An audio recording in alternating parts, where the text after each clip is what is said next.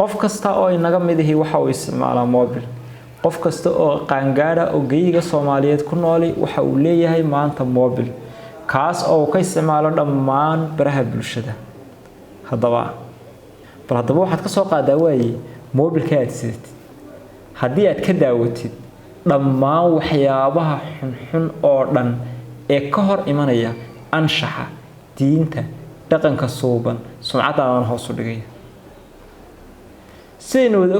ogsoonahay social media waxa ku wada jira intaas oo kun oo nooc oo muuqaalo la soo daayo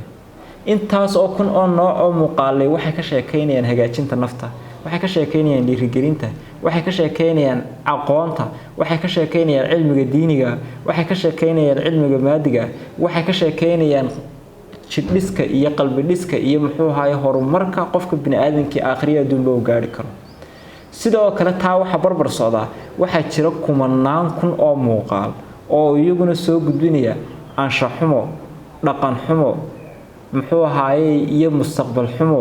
iyo dhammaan muuqaalo xun oo iyadana loogu talagalay in qofka shakhsiyadiisa inay diraan haddaba adigu waxaad ka mid tahay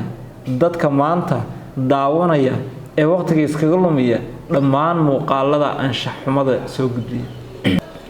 waxaad ka mid tahay dadka daawanaya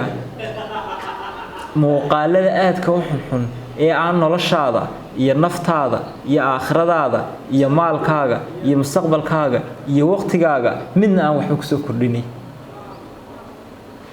mise waxa tahay ka muuqaalada adiga guud ahaan wax ku soo kordhinaya daawada ayaa tahay bal adigu miisaanka isa saaro marka miisaanka isa saartid bal naftaada dib ugu noqo bal wixii kaaga soo baxa bal ku dhaqan aadan ku salaam